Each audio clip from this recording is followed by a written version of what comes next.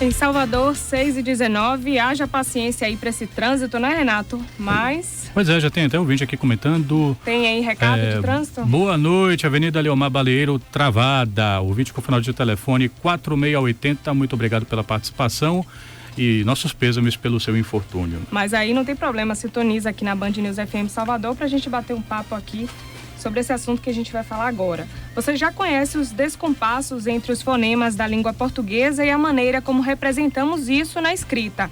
C com som de S, S com som de Z e por aí vai. Mas isso não existe só na língua portuguesa, mas aqui já existe uma ação que promete simplificar a nossa língua, inclusive acabando com coisas como o H mudo.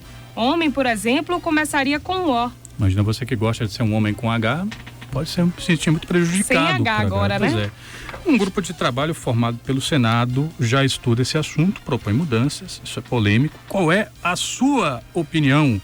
A gente vai discutir isso hoje com os nossos entrevistados e já agradecemos aqui pela presença deles. Professor de Língua Portuguesa da UFBA, Dante Lucchesi, mestre em Língua Portuguesa pela Universidade de Lisboa, doutor em Linguística pela Universidade Federal do Rio de Janeiro. Boa noite, bem-vindo, tudo bem? Boa noite, Renato. Eu agradeço também a oportunidade de estar aqui conversando com seus ouvintes sobre esse tema tão relevante. A gente recebe também o professor de Língua Portuguesa do IFBA, Marcos Oliveira, mestre em Linguística, pesquisador em Linguística Computacional. Bem-vindo à Frequência Baiana, Marcos, tudo bem? Tudo bem, Renato. Boa noite a todos os ouvintes. Também estou muito satisfeito. Normalmente eu fico nesse trânsito aí, quando eu volto lá do IFBA de Santo Amaro, ouvindo vocês. E hoje eu estou livre do trânsito aqui com vocês, então graças a Deus. Pois é, todo motorista de Salvador agora vai querer também ser entrevistado na Frequência Baiana para poder se livrar uma vezinha aí do trânsito. Acho que na verdade o ouvinte está topando qualquer parada para não ficar preso no trânsito de Salvador, não precisa nem ser aqui, não vou nem levantar tanto nossa bola que a gente não merece. Mas o assunto é a língua portuguesa e essa reforma que se pretende fazer. Eu queria começar pedindo licença para colocar os nossos ouvintes na roda, já que ele já tem se pronunciado aqui, sobretudo pelo WhatsApp. Tem ouvintes aqui comentando, final de telefone 0909, comentando aqui, se essa mudança fosse para simplificar o nosso idioma, ótimo, mas não é essa a proposta, é a opinião do nosso ouvinte. Outro aqui comentando, o José, a língua de Camões padece de defeito de ser refratária às contribuições dos outros povos. Nossa, ele fez texto, viu? Aqui enorme, assim. Vou tentar resumir. As contribuições de outros povos, onde o dominador impõe-se pelo poder das armas. A reforma faz essa modernização agora ou corre o risco de tornar-se língua morta. Essa é a opinião do nosso ouvinte José. A gente agradece a você, José, também por participar. E o ouvinte que falou no telefone 4680 foi curto e grosso, achou um absurdo, mas ainda está continuando aqui a escrever. Enfim, vai ter tempo de se pronunciar também. Senhores, qual é a opinião de vocês a respeito desta iniciativa? Bom, em primeiro lugar, a representação ortográfica da língua sempre vai enfrentar esse problema de desacordo com a fala, porque a fala tem uma realidade muito mais dinâmica, muito mais plural, e essa redução à escrita vai implicar em certos desacordos que são inevitáveis. Eu tranquilizo o nosso ouvinte que felizmente a nossa língua não vai depender de uma reforma ortográfica para continuar muito viva. O português é uma língua muito viva, muito plural, que representa 200 milhões de habitantes em realidades culturais tão distintas e está cada vez mais viva e mais pujante, né? Então a gente precisa, em primeiro lugar, ter uma visão mais clara, mais realista da língua. A língua não está ameaçada, a língua não está se deteriorando, né? A língua está se ajustando às novas realidades e está mudando e está representando a diversidade cultural. E o que é lamentável, muitas vezes, é o fato de pessoas serem discriminadas pela sua forma de falar. A língua portuguesa é falada no Brasil por 200 milhões de indivíduos que vivem no Pantanal, no litoral, no sertão, nas grandes cidades. São operários, são empresários, são intelectuais, são camponeses, e é natural que as pessoas falem de forma diferente. E isso tem que ser respeitado. E uma pessoa ser discriminada ou ridicularizada pela sua forma de falar é uma forma de preconceito inaceitável. E se nós pensarmos, inclusive, a língua, a fala como segunda pele, isso não deixa de ser, inclusive, uma forma inaceitável de racismo. Então, em primeiro lugar, é que nós temos que ter essa abertura para a pluralidade da língua e entender as limitações da representação ortográfica. Em relação ao nosso sistema ortográfico, existe um acordo que vem desde a década de 90, que foi uma proposta defendida e encampada pelo grande, né, e saudoso filólogo e linguista Antônio Oás, que visava exatamente haver uma unificação dos países de língua portuguesa do mundo, né, de língua oficial portuguesa, que são o Brasil, né, Portugal, na África, Angola, Moçambique, Cabo Verde e São Tomé e Guiné-Bissau, que não são países em que a população toda fala o português, ao contrário, né, o português até é uma língua minoritária, mas é a língua oficial desses países, além de Timor-Leste, na Oceania. Então é uma iniciativa interessante e que fez uma reforma, como deve ser toda a reforma ortográfica, muito limitada, muito conservadora, que afetou apenas 1% das palavras da língua, retirando alguns acentos, retirando o trema, visando exatamente a estabelecer um sistema unificado de ortografia nos países de língua portuguesa. Essa proposta foi aprovada pelo governo brasileiro em 2009 e houve um período de adaptação até 2013, quando ela deveria ter sido ratificada pelo Congresso. A sociedade brasileira, né, os livros didáticos, as editoras comerciais, o MEC, a mídia impressa, toda a sociedade convergiu para essa proposta, adotou essa proposta, de uma certa forma, então, tacitamente ela aprovou essa proposta e, lamentavelmente, o Congresso, em 2013, quando deveria oficializar e aprovar definitivamente essa proposta, adiou a decisão para 2016. Isso mostrou uma insensibilidade do Congresso, foi uma medida até antidemocrática, porque se a sociedade encampou, cabia ao Congresso ter essa sensibilidade de ratificar o que a sociedade de fato já tinha assumido. Então isso criou um vácuo, porque nós ficamos sem um sistema definido e no bojo disso surge essa proposta que eu posso depois falar com mais detalhe desse grupo de trabalho com o professor Pimentel, o professor Pasquale, que, me desculpem os colegas, eu acho que é uma iniciativa infeliz e que não respeita a própria dinâmica da língua e da ortografia, né? Porque, como eu disse, todas as reformas ortográficas que têm sido feitas têm sido, em princípio, bastante conservadores, o que é importante, porque a ortografia é parte do nosso patrimônio cultural. Então, escrever homem com H, né, escrever hoje com H, isso reflete a história das palavras e isso faz parte da nossa cultura. Nós não podemos achar que a vantagem de tirar isso, quer dizer, na cultura letrada, a imagem da palavra é só a imagem escrita. Então é como se você mutilasse nosso patrimônio arquitetônico para simplificar os costumes, para simplificar. E o ganho disso é muito pequeno se a gente pensar no custo adaptativo.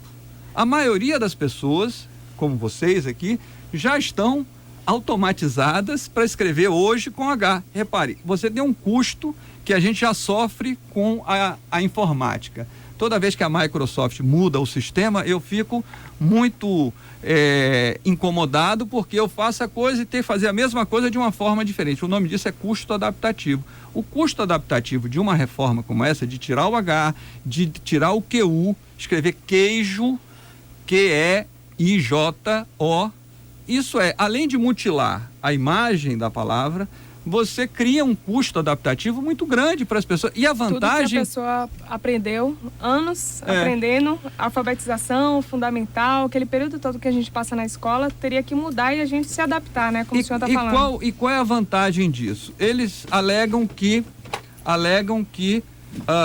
as pessoas têm dificuldade de saber, no caso, se escreve com 2 S's ou com C, a depender do caso. Isso não é um problema grave. Isso não é um problema grave do ponto de vista da produção e da leitura, né? Da produção de textos. Até, inclusive, o nosso colega que trabalha com isso, nós temos os corretores ortográficos que facilitam imensamente essa tarefa. E outra coisa, isso faz parte do patrimônio da riqueza do idioma. Por exemplo, caçar com C cedilha, caçar um animal. Caçar com 2 S é caçar um mandato, tem uma conotação política. Se você bota tudo a mesma coisa, como é que você vai fazer distinções sutis como essa? Queria passar aqui a palavra também para o professor Marcos Oliveira, ele é mestre em língua e pesquisador em linguística computacional, professor de língua portuguesa do IFBA. O senhor também é contra, professor? Na verdade, assim, o acordo, eu acho que ele é necessário, né? A gente vai ver que, assim, na década de 90, houve movimentos de reforma de língua na França, na Espanha, na Holanda, na Alemanha. Todos esses países, eles têm essa demanda. No caso do português, é uma coisa muito complicada. Eu tive em 2006 na Itália e eu vi uma coisa que me chamou a atenção. Eu fui numa livraria e quando eu cheguei na livraria, eu fui procurar. Eu vi que tinha lá gramáticas do francês, livros para você aprender francês, para aprender italiano. E quando eu cheguei na parte do português, eu me surpreendi porque existiam livros de brasileiro e de português. O português de Portugal e o português do Brasil, eles estavam sendo diferenciados. Até então, eu entendia que a única língua que tinha 2 nomes dessas línguas internacionais era o espanhol, que tem o castelhano e o espanhol. E eles lamentam muito essa diferença, né? Que tem a questão cultural. E aí eu vi que existia o brasileiro e existia o português.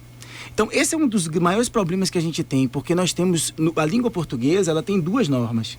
E isso é um problema. Eu faço uma relação com o karatê, por exemplo, pra gente falar de esporte. Eu gosto muito quando o entrevistado, ele faz uma analogia.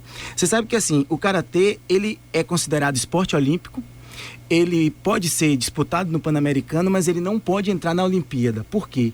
Porque ele tem várias federações. Então não tem como você fazer um sistema de ponto para poder você saber o que cada um fez, o que cada um conseguiu, quem ganhou e quem perdeu. Porque cada federação tem a sua norma. E o judô não, o judô já tem uma federação unificada e ele é um esporte olímpico e ninguém tem dúvida disso. É o que está acontecendo é o que acontece com o português e o que aconteceu no português durante esse século XX. Desde que Portugal teve a proclamação da República, a gente teve essa separação e nós temos 2 normas, uma norma do Brasil e a norma de Portugal, que serve para os países africanos e os países asiáticos. E isso, por exemplo, traz muitos problemas. Problemas políticos, como, por exemplo, a língua portuguesa ela não pode ser oficial justamente por causa disso. Mesma coisa que acontece com o karatê. A gente tem problemas, por exemplo, é uma coisa triste você chegar na Europa, por exemplo, e você vai visitar um museu e você encontra guias em espanhol, italiano. Eu já vi, por exemplo, guias em russo. E dificilmente você encontra guia. Eu tenho tempo que eu não visito lá. Eu não sei o que foi que mudou. Mas assim, no IFBA a gente está trabalhando com a criação de guias, né? Com guias interativos. E uma das preocupações é essa, o português ele não tem esses guias. E aí sempre fiquei com essa pergunta, mas por quê? Por que a gente chega aqui, encontra espanhol, encontra inglês e não encontra português? Justamente pelo mesmo motivo que o karatê não está nos Jogos Olímpicos. Entendeu? Porque a gente não tem uma unificação. Então, o acordo é uma decisão política. Justamente para resolver esse problema e outros problemas, entendeu? Em 1988, na França, eu me lembro eu tenho um discurso que eu li falando da necessidade da reforma do francês para simplificar mais o francês, porque a complexidade da língua francesa estava tornando custoso o trabalho de traduções. Então, muitas vezes você tinha uma determinada máquina que era feita, você precisava ter um manual, esse manual tinha que ser traduzido para outras línguas e a complexidade do francês tornava isso mais caro. Então, um dos primeiros momentos do pedido de reforma da língua francesa foi justamente em função disso, dessa coisa de tornar a língua mais simplificada para que ela não fosse tão custosa. Então, o acordo ele vem nisso. É claro que é muito normal que você tem uma série de... Você está num debate, de nações, não é de uma nação, são nações e tal. O que eu acho complicado é que depois que a gente debateu durante muito tempo, depois de a gente ter uma data marcada, eu concordo com o professor, depois de a gente ter uma data marcada para entrar em vigor Aí, de repente, um grupo de trabalho vem e começa tudo de novo. Esse aspecto é importante para a gente organizar, é que houve esse movimento de unificação, como o Marcos está salientando aqui, e isso convergiu para esse acordo que é o que estava vigindo, né, até em relação, que é simplesmente tirar o trema, abolir alguns acentos, no caso do português brasileiro, e isso mexe com 1% apenas das palavras da língua. São 2%. Então, ao invés 2%, agora o Brasil, a língua, o português do Brasil sofre menos. 0,5% do português do Brasil e 1,2% do português de Portugal. Por isso que tem essa coisa de Portugal, existe um movimento contra a reforma maior em Portugal do que aqui no Brasil. Mas assim, o fato do Brasil ratificar o acordo aqui em 2013 já seria, pelo próprio peso político que o Brasil tem hoje no universo da lusofonia, um avanço muito grande no sentido dessa unificação que tem essas vantagens políticas que o Marcos salientou aqui. Então, o que é lamentável nesse processo, e eu aqui não estou falando em nome da Abralim, mas posso dizer que a Associação Brasileira de Linguistas, né, ou de Linguística, que é a associação que congrega os cientistas da linguagem no Brasil, apoia a ratificação desse acordo e, ao invés de fazer isso, ao invés de ouvir a sociedade, o Senado simplesmente protelou a decisão e criou esse grupo que vem com essa proposta que, longe de contribuir nesse esforço, vem criar problemas ainda maiores, porque... Mas não me parece, me permite interromper, que seja a opinião de todos, né, naturalmente. Tem um debate em torno disso, exclusivo dos nossos ouvintes. O ouvinte com o final do telefone 7016 comenta que, por exemplo, que a mudança facilitará a alfabetização das crianças. Ele ainda completa: veja o inglês como é simples. Concordam? Não. Primeiro o ouvinte está tendo uma ideia um pouco inadequada em relação à língua inglesa, que tem, inclusive, uma fonética e um sistema de escrita bastante complexos, e tanto que todo dicionário de inglês tem que ter a transição fonética da palavra, porque só pela escrita você nunca sabe como é que é a pronúncia da palavra. Então, no inglês você não tem, por exemplo, essa visão não corresponde à realidade, como a Real Academia Espanhola, o governo francês. Visão não corresponde. Você tem o seguinte: a tradição é o que diz que está certo. Então são os dicionários que dizem. E eu volto a enfatizar que esse problema da ortografia é um problema de somenos em relação à alfabetização. Não é... E outra coisa, essa proposta, por exemplo, um dos argumentos do autor da proposta aí, o professor Pimentel, é de que não há uma regra coerente. E dentro desse espírito não se justifica, por exemplo, acabar com o QU, porque é uma regra coerente que qualquer pessoa pega. Quer dizer, o som de que, né, em relação às vogais E e I, se escreve com QU. E o QU com o A, ele recupera o ditongo, de quase. Quer dizer, e as outras formas, casa, se escreve com C. Então, uma regra coerente que não cria nenhum empecilho para a alfabetização. Não vai melhorar em nada a alfabetização escrever queijo com QE ao invés de QUE, né? Diga, querida. Professor Dante, uma das defesas desse projeto, né, do Senado, é dizer, como você até falou aí no início, que essa seria uma forma de inclusão de pessoas que não sabem falar corretamente, é uma forma delas serem incluídas na sociedade. Olha, em primeiro lugar, eu acho que essa coisa não inclui ninguém. Não inclui ninguém, eu acho que a gente não pode subestimar a capacidade das pessoas. Assim como a pessoa tendo um bom curso de alfabetização, ela se alfabetiza no sistema atual sem problema. Todo sistema, como o inglês tem problema, o francês tem problema. A gente nunca vai conseguir um sistema coerente de reproduzir os sons da fala na escrita. Existe o sistema chamado de transcrição fonética, que é usada tecnicamente por cientistas da linguagem para reproduzir. Agora, se você pegar um texto escrito em transcrição fonética, você vai ter muita dificuldade de ler e compreender esse texto. Porque a escrita, exatamente, ela tem que fazer essa simplificação da variação da fala, exato, para que o texto fique mais inteligível. Então, essa proposta, e eu digo que do ponto de vista o custo adaptativo, vai ser muito maior do que os benefícios, porque é uma proposta que mutila o sistema ortográfico, que faz uma mudança brusca, injustificável. Você escrever nascer, como eu falei, por exemplo, caçar com C cedilha tem um significado, caçar com 2 S tem outro significado. Como é que isso vai ficar na língua? E outros aspectos que eu acho interessante colocar, porque a gente tem que também ver outros ângulos da questão. Há um problema muito mais grave em relação ao desempenho dos alunos em relação à língua portuguesa, que é a nossa norma padrão, que é a nossa normatização gramatical. Nós temos uma normatização gramatical adventícia, estranha à nossa realidade, que foi produto de uma elite purista e racista do século XIX, que adotou para o Brasil a norma padrão de Portugal. Nós temos uma colocação dos pronomes na gramática que é absolutamente estranha à nossa realidade, e esses professores têm até uma postura conservadora, que eu acho que é um problema muito mais relevante hoje, e eu aproveito esse espaço para dizer, discutir a norma de referência linguística, a nossa norma gramatical, vai dar uma contribuição e ajudar muito mais a melhorar a alfabetização e o desempenho de escrita dos nossos alunos, do que fazer uma mudança esdrúxula dessa de escrever tudo que for S, som de Si com S e som de Z com Z. Agora às 6h40, vamos ter que dar um rápido intervalo, daqui a pouco a gente volta para continuar conversando sobre estas mudanças que se pretende fazer na ortografia da língua portuguesa. É num instante só. Band News FM, Frequência Baiana. Oferecimento, pós-graduação Faculdade Baiana de Direito, o maior núcleo de pós da Bahia. Matrículas abertas. A Gomes, o que você imaginar em papelaria, escritório e informática. Tudo no atacado e no varejo. E Casa do Ar Engenharia, especialista em ar-condicionado VRF. Ligue 3205-2000. 3205-2000.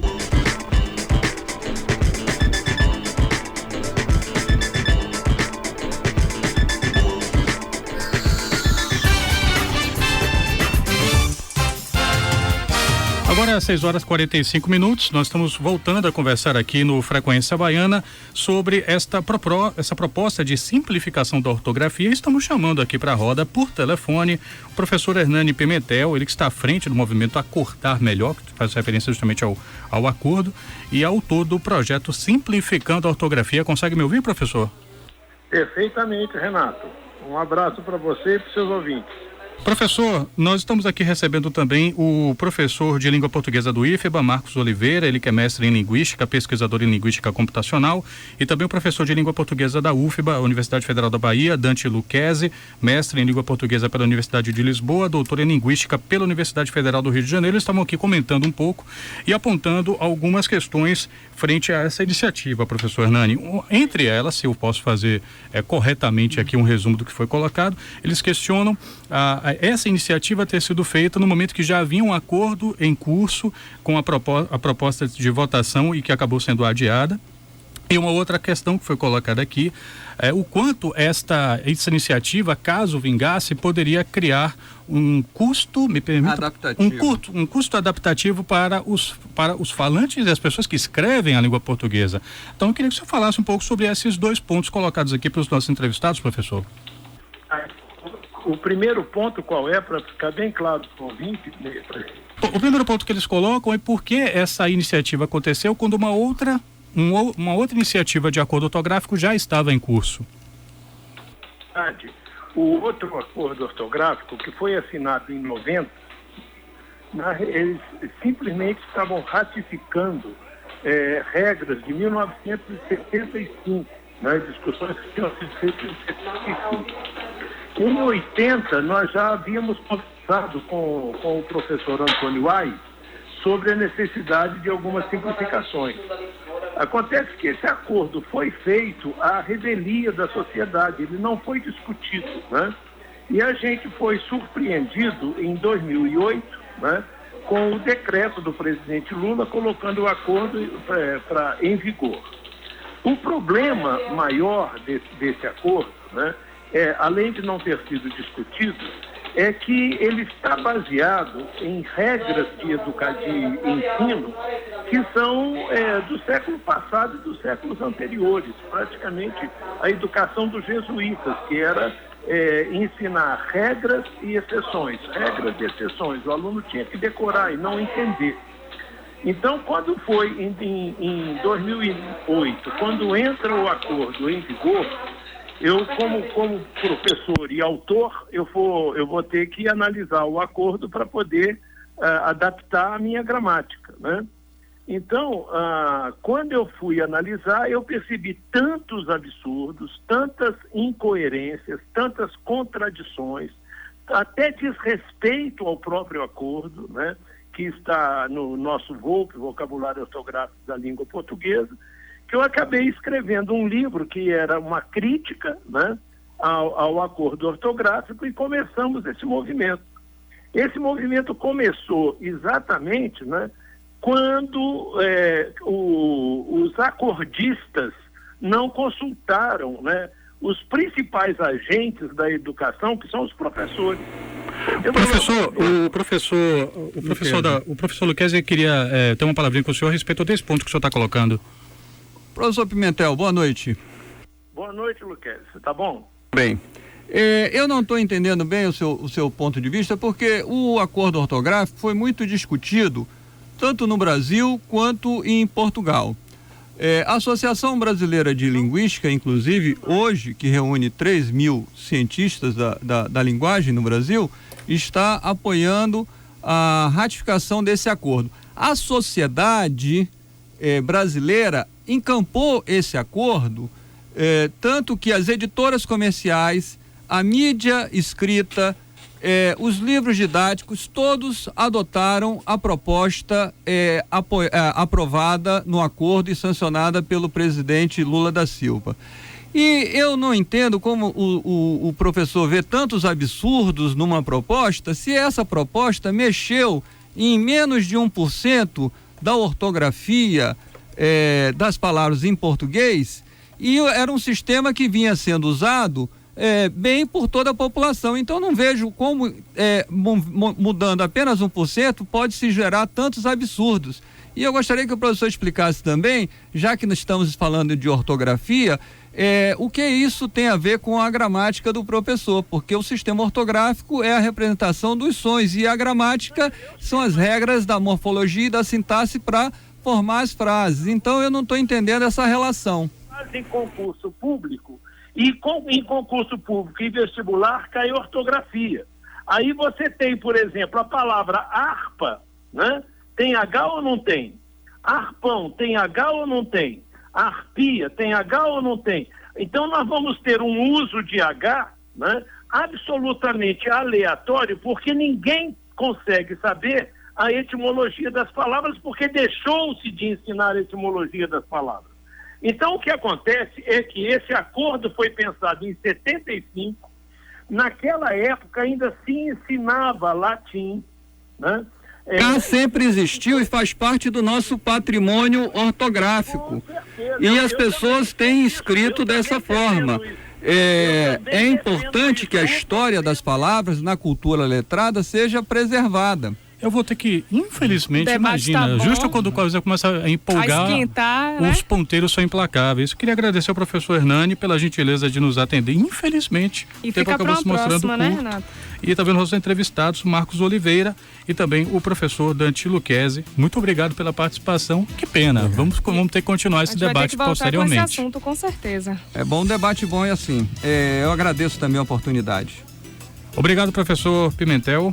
Tá certo? Falou. E o professor Marcos, que também compareceu aqui ao Frequência Baiana. Agora 6h51, não dá tempo para mais nada. Só boa noite mesmo. Boa noite.